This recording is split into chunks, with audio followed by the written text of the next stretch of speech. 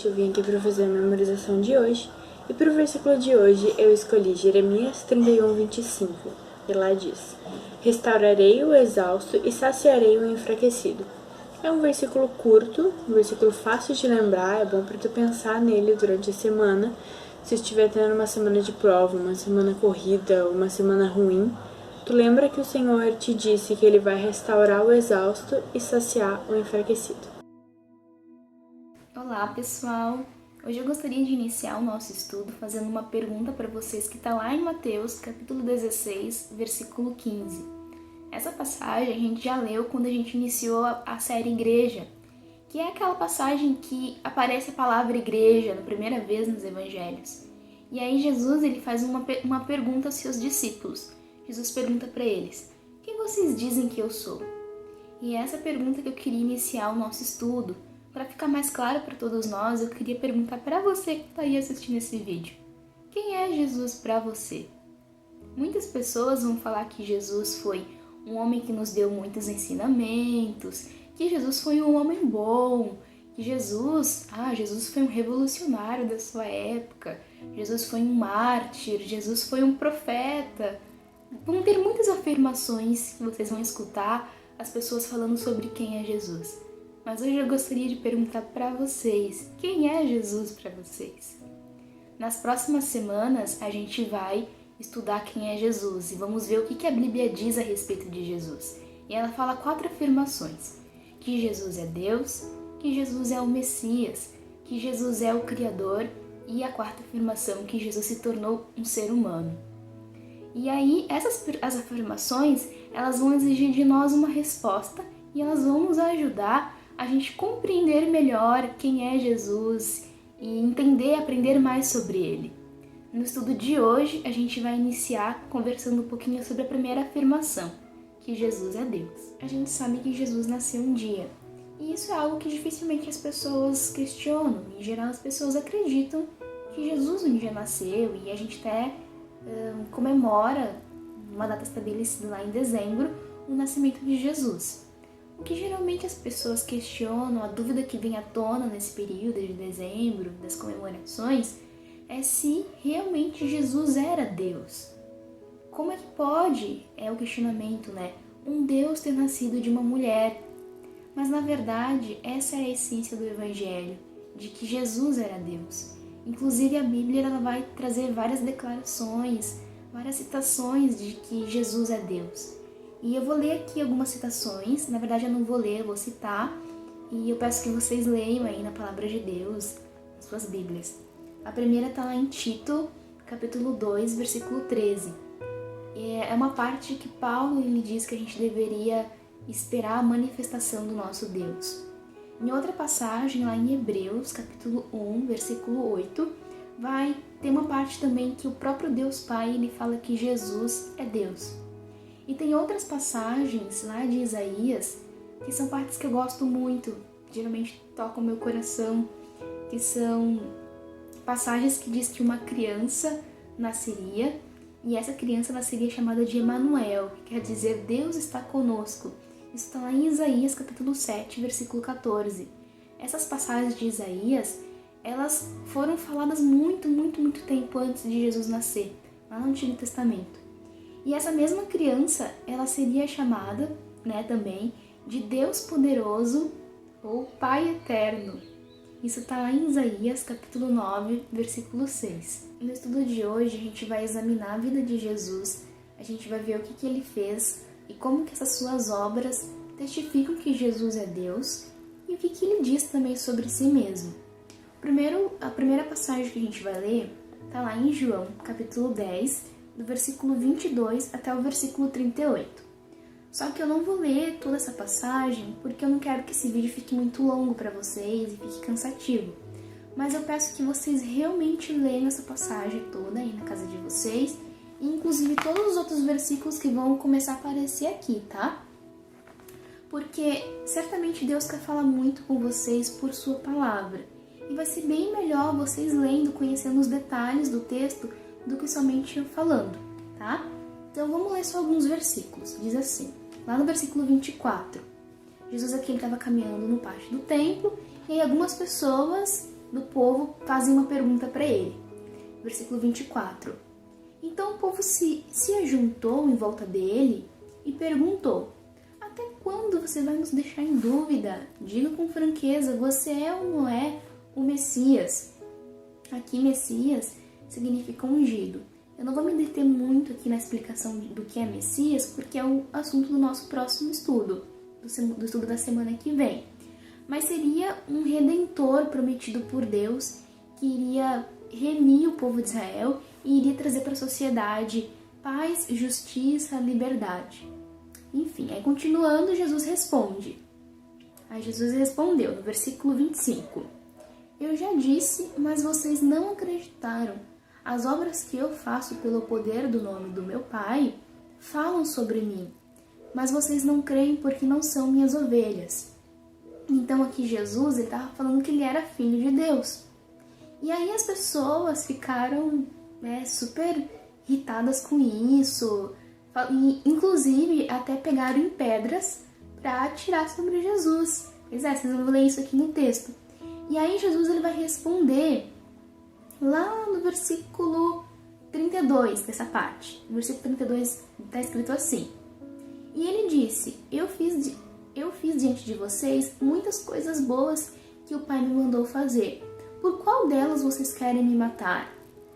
E eles responderam, não é por causa de nenhuma coisa boa que queremos matá-lo, mas porque, ao dizer isso, você está blasfemando contra Deus, pois você, que é apenas um ser humano, está se fazendo Deus. Então aqui, no término dessa passagem, Jesus ele vai pegar e vai dizer assim, olhem para as minhas obras, olhem para o que eu faço, e vocês vão ver se realmente isso não testifica que eu sou Deus ou não. Basicamente é o que Jesus vai falar. E é o que a gente vai começar a fazer agora. No nosso estudo a gente vai ver nessa primeira parte várias obras, várias ações de Jesus que mostram que ele é Deus. E depois a gente vai ver o que Jesus falou sobre si mesmo. Jesus ele fez muitas coisas que nenhuma outra pessoa poderia fazer se não fosse um Deus. Um exemplo muito bom está lá em Mateus, capítulo 17, do versículo 14 ao 18. Ó, lembrei, viu, editor? Então, tá aqui, ó, veja. Que é quando Jesus ele cura um jovem de epilepsia. Também tem outras passagens que diz que Jesus curou muitas outras doenças. Por exemplo, lá em Mateus 9:35. E Jesus ele curava, assim, sem ter nenhum custo para o enfermo, sem nenhum tratamento, sem nenhum remédio, ele simplesmente curava, porque Jesus é Deus, ele tem esse poder. Uma coisa que eu acho muito interessante é que Jesus ele não tinha um jeito específico de curar, para poder dizer, o poder de Jesus está em curar tocando. Não! Às vezes ele curava tocando, às vezes ele curava com uma palavra, às vezes Jesus ia lá, cuspia no chão, fazia uma laminha com a terra, colocava no olho da pessoa e curava. O que ele estava querendo dizer com isso é que não tinha um método específico, que a cura não estava no método, mas a cura estava na pessoa que cura, em Jesus, porque ele era Deus.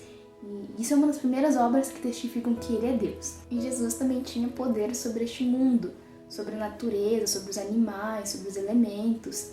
Inclusive, o primeiro milagre de Jesus é uma transformação da água em vinho. Isso está lá em João, capítulo 2, do versículo 1 até o versículo 10. E também tem um outro milagre de Jesus, que é um que eu acho muito legal. Está lá em Marcos, capítulo 4, do versículo 37 até o 41. Nesse milagre, Jesus e seus discípulos eles resolvem atravessar um lago. Aí eles entram no barquinho, tudo tranquilo. E Jesus ele vai tirar uma soneca lá na parte de trás do barco. E seus discípulos ficam acordados, ok. Não que diz isso no texto, né? Mas só diz que Jesus foi dormir na parte de trás do barco. E aí vem uma tempestade, assim, bem forte. As ondas começam a bater sobre o barco, a água entrando. E os discípulos ficam desesperados, né? E aí eles vão lá e acordam Jesus. Está lá no versículo 38. Diz assim... os discípulos de Jesus. Então os discípulos o acordaram e disseram, Mestre, nós vamos morrer, o Senhor não se importa com isso. E aí Jesus se levantou, falou duro com o vento e disse ao lago, silêncio, fique quieto. E aí tudo ficou quieto, calmo, sabe? Então a natureza obedeceu à voz, ao mandar de Jesus. E também tem outra passagem, lá em Mateus, capítulo 14, do versículo 22 a 27, que é uma passagem que Jesus ele vem andando sobre a água. Ele não vem andando dentro da água, ele vem andando sobre a água mesmo. E aí, inclusive, os discípulos de Jesus pensam que é um fantasma, né? Que eles estavam já numa boa parte lá, numa travessia, novamente, de um lago, se não me engano, e já era escuro. E aí, quando eles veem assim, eles veem algo, né, vindo, um homem vindo em direção a eles pensam que é um fantasma, ficam morrendo de medo. E era Jesus vindo, resolve vir andando sobre a água. Então, tudo isso mostra também esse poder que Jesus tinha como Deus. Jesus ele também tinha poder sobre os demônios. Uma passagem muito boa para vocês verem isso está lá em Marcos, capítulo 5, do versículo 1 até o versículo 20. Aqui era um homem que era dominado por muitos demônios. E aí tem uma parte lá que eu vou ler para vocês, lá no versículo 7, que é os demônios gritando, falando com Jesus assim: Jesus, Filho do Deus Altíssimo, o que o Senhor quer de mim? Em nome de Deus eu peço, não me castigue. Ele disse isso porque Jesus havia mandado: espírito mau, saia desse homem. E Jesus perguntou: como é que você se chama? E ele respondeu: meu nome é Multidão, porque somos muitos. Então eram muitos demônios que estavam, afligindo esse homem. E aí até a gente vai ver, no caso vocês aí lendo na Bíblia de vocês, o final dessa passagem toda é que os próprios demônios pedem com insistência, a Deus que não os expulsasse daquela região, mas que deixasse eles entrar em porcos, e Jesus vai lá e deixa. Então a gente vê que até os demônios se submetem a Jesus. Isso mostra que ele era Deus, que ele é Deus. E por fim, Jesus também tinha poder sobre a morte. Tem umas 3 passagens que mostram Jesus dando vida a pessoas que já tinham morrido. A primeira que a gente vai ver está lá em Marcos, capítulo 5, do versículo 35 até o versículo 43. Na verdade, uns versículos antes, lá no versículo 23, Jairo, ele tá vindo falar com Jesus, e ele diz com muita insistência, pede com muita insistência: minha filha está morrendo, venha comigo, põe as mãos sobre ela para que ela sare e viva. E aí Jesus resolve ir com ele. Só que tem um monte de multidão apertando de todo lado. E aí acontece uma outra cura no intervalo entre essa da filha de Jairo. Tem uma mulher antes que ela sofria de hemorragia. E ela fica pensando: se eu tão somente tocasse na capa de Jesus, eu sei que eu seria curada. Essa mulher tinha muita fé. Vale muito a pena vocês lerem isso também, lerem um pouquinho nos versículos antes. E aí, então nesse intervalo, ela vai lá se arrastando, a mulher que já tinha feito de tudo e nada conseguia, nenhum médico conseguia curar ela, e ela, escondida, puxa um pouquinho da capa de Jesus, toca, E aí Jesus sente que dele saiu virtude, saiu poder. E aí ele fala: não, alguém me tocou. Tem lá em Mateus, capítulo 9, também está escrito esse mesmo relato de cura. E aí, então, isso faz com que Jesus demore um pouquinho. Eu não vou contar todo o relato aqui, tá? Da cura da mulher que tinha fluxo de sangue. Eu quero muito que vocês leiam toda essa parte. Mas ela é curada e Jesus diz: vá, você curou porque você teve fé. Enfim, aí, nesse meio tempo, chegam os empregados de Jairo falando: não dá mais tempo, a sua filha já morreu. E aí, Jesus ele pega e ele diz assim para Jairo: não tenha medo, não temas, tenha fé. E aí Jesus vai lá e cura a filha de Jairo. Na verdade, faz com que ela volte, do mundo dos mortos. Também tem uma outra passagem que está lá em Lucas capítulo 7, do versículo 11 até o 17, que Jesus ele toca sobre um defunto, um cara que já estava morto no caixão, e faz com que esse homem ele volte a viver de novo. E por fim tem uma outra passagem, a terceira, que está lá em João, capítulo 11, do versículo 38 ao 44, que Jesus também faz com que uma pessoa já sepultada volte à vida. Vocês lembram quem é essa pessoa? Dá uma olhadinha então lá nessa passagem. E a gente não pode também deixar de falar do próprio Jesus, que a morte não conseguiu detê-lo. Glória a Deus por isso. Ele diz assim, inclusive ele diz para os seus discípulos que ele iria morrer, mas que ao terceiro dia ele ia ressuscitar. Ou seja, que ele não ia morrer, né? A morte não ia detê-lo. E aí ele fala, me encontrem lá na Galileia, né? E realmente depois os discípulos veem que isso acontece. Tá lá em Mateus, capítulo 26, do versículo 31 e versículo 32. Agora, nessa segunda parte do estudo, a gente vai ver o que Jesus fala sobre si mesmo. Porque quando a gente examina a vida de Jesus mais a fundo, a gente vê que ele sabia exatamente quem ele era e o que ele veio fazer aqui nesse mundo. A primeira coisa que a gente vai ver é que Jesus ele tinha poder de dar a vida eterna. Isso está lá em João, capítulo 10, e versículo 28. Por favor, leiam aí. E aí vocês vão ver que às vezes as pessoas, né, elas procuravam naquela época, né, Jesus por algum milagre ou por comida. Quando Jesus fez um milagre também de multiplicação de pães, 2 vezes ele fez esse milagre. E ainda hoje as pessoas, elas procuram só Jesus quando estão na dificuldade, né? Veem Jesus como uma esperança, uma solução para os seus problemas. Mas a gente vê aqui nessa passagem que Jesus ele tem poder para muito mais coisa, né? Ele tem poder para dar a vida eterna. Jesus também tinha poder para perdoar os pecados. Lá em Mateus, capítulo 9, do versículo 2 até o versículo 6, a gente vai ver uma história de um paralítico que ele é perdoado os seus pecados e ele é curado. Diz lá no versículo 2, então algumas pessoas trouxeram um paralítico deitado numa cama. Jesus viu que eles tinham fé e disse ao paralítico, coragem, meu filho, os seus pecados estão perdoados. Aí alguns mestres da lei começam a questionar Jesus, a afirmar, né? Esse homem está blasfemando contra Deus, porque Jesus tinha dito essa frase, que os seus pecados estão perdoados.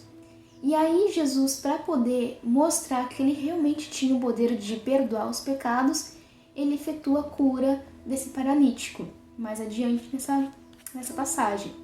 E também a gente vê que Jesus não somente tinha poder para poder perdoar os pecados, como ele mesmo disse que ia morrer para poder perdoar os pecados de toda a humanidade. Isso está lá em João, capítulo 3, do versículo 14 e versículo 15.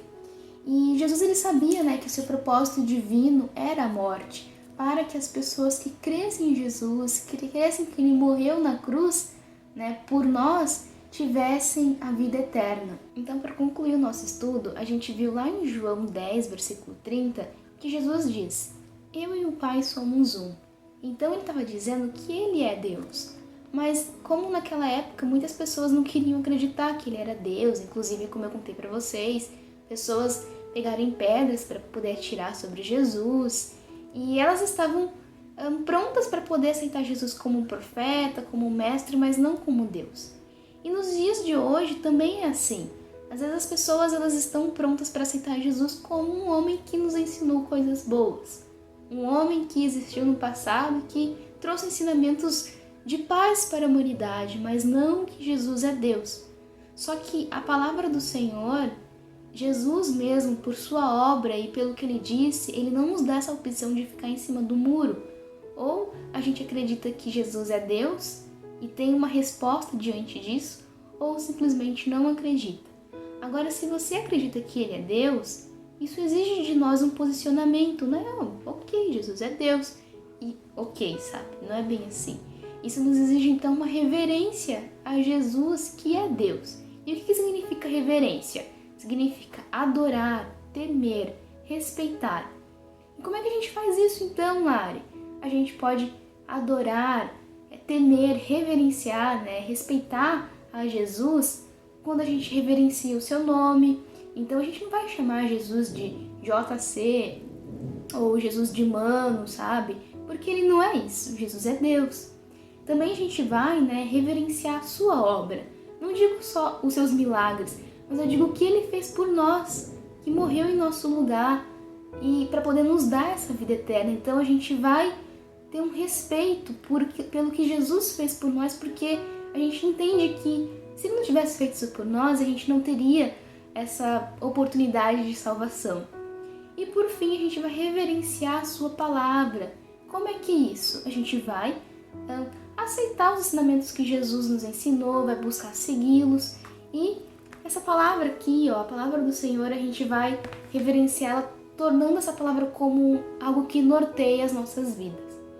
Então, por hoje é isso. Semana que vem a gente vai continuar vendo as outras afirmações sobre o que a Bíblia diz a respeito de Jesus, tá bem? Tenham um ótimo final de semana, uma ótima sexta-feira. Que Deus abençoe todos vocês.